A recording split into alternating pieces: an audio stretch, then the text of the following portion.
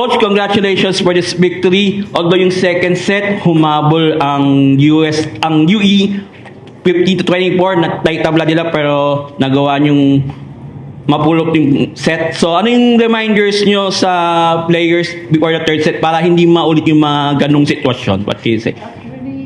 I think, hindi ko alam kung 8 down or 9 down kami noon. 9 down.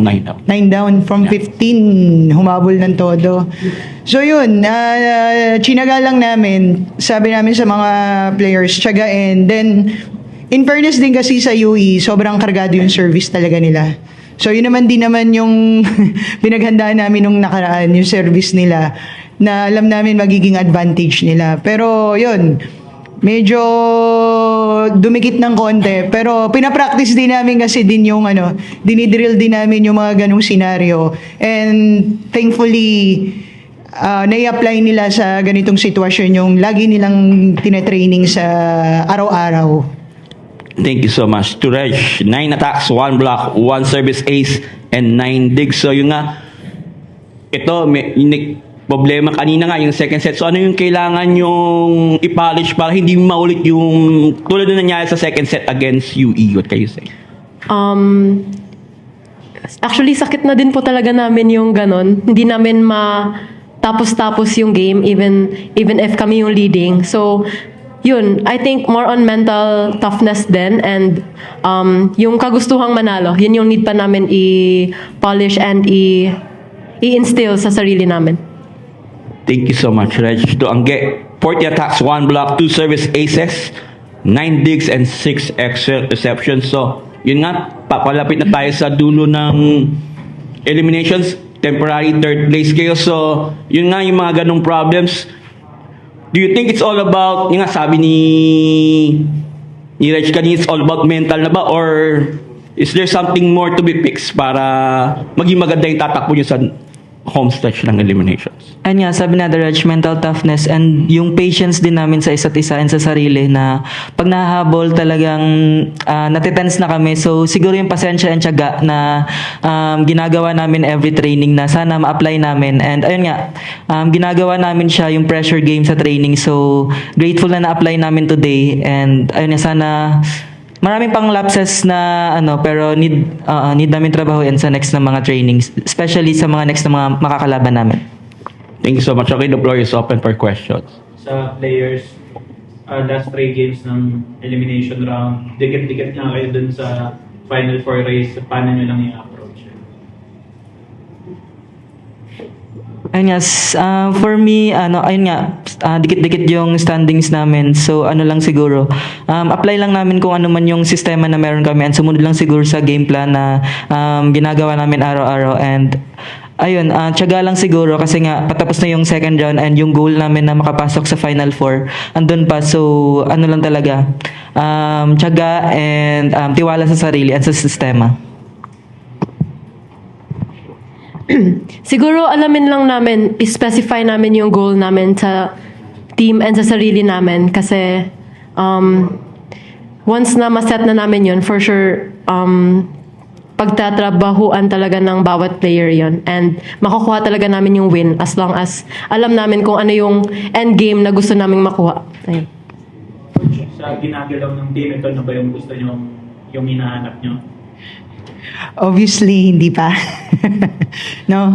Nakita natin marami pa talagang dapat ayusin. Especially, unang-una, yung disiplina. Kasi 8 down, hanggang ngayon, di ako makaget over. Sa 8 down na yun, which is nangyari rin sa amin before, I think with Lasal, no? So, yun. Medyo nauulit siya ng pangalawang ulit na ngayon. So, disiplina, mental toughness, emotional toughness, na kahit, lesson learned, take away na kahit lamang ka, hindi pwede mag-relax. Kailangan tapusin talaga hanggang sa dulo. Hindi pwede yung kapag lamang ka na ng kahit nga 8, practically, that's a safe margin. Pero pag ang kalaban mo talaga, desidido, walang imposible. So sa amin, in our end, talagang kailangan matinding disiplina na tapusin yung laro bago mag-relax. Coach, 5th win nyo nga ito in the last 6 games. Siguro once, dahil nang click within the team na ito, medyo nakaharap na yung form nyo and group nyo na gusto nyo makita sa team. Ano na yung gumagana sa inyo so far? So far gumagana. Unang-una, syempre yung sistema na nung ano ba 'yun? Yung una naming naging challenge sa amin, which is I think for now talagang niyayakap na nila, na absorb na. Siguro ang kailangan pang idagdag doon is yung kailangan pang tiyagain sa bawat game, sa bawat training at matinding disiplina. Reg, next game yung atis natin. So, medyo mabigat yung pagkatalis pa din mong first round. So, heading to the game, paano nyo na rin mamanage yung emotions nyo para to make sure na papadaan yung game nyo. Kasi importante yung lalo dikit kayo ng Adamson sa standings mo. As much as possible, siguro hindi kami maging emotional. Kasi, and i-let go na namin yung nangyari nung first round. Kasi this is a new round and alam namin na this time around, mas pag-iigihan and ilalaban talaga namin. Okay, for you, Adamson, that's usually na sobrang itak na corner ng Adamson. So, for you, bilang sa leading scorer ng team, paano na i-approach yung game nila against Adamson dahil yun na, pigit-pigit kayo sa standings nila? Ayun nga, for me, personally, need ko talaga mag-step up sa next game namin versus Adamson kasi last game, talaga limitahan din yung score ko. So, ayun, new round and yung sistema naman andon, so need lang talaga namin i-apply and sumunod. So, ayun. From a coach standpoint, ano po yung ipupulot yung lessons mula dun sa first round match against Adamson na dadalhin nyo dun sa yung parating nyo na second round encounter?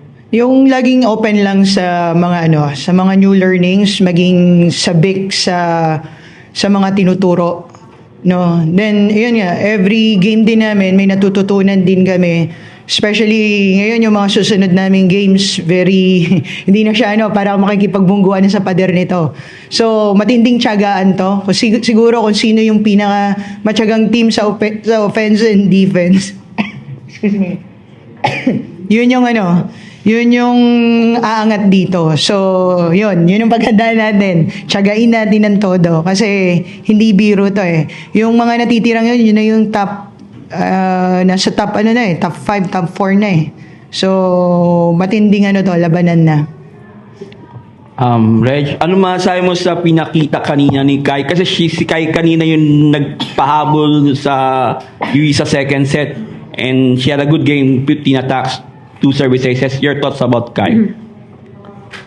Very proud of her kasi nakasama ko siya nung high school and now that we're like separate school na, nag-excel siya talaga yung nag-lead and nag-excel sa nire-represent niyang school. So, ayun, kita mo din talaga yung grit niya to win and yung pagiging desidido niyang manalo nung set na yun. So, kudos din talaga. Batchmate. Alright. With that,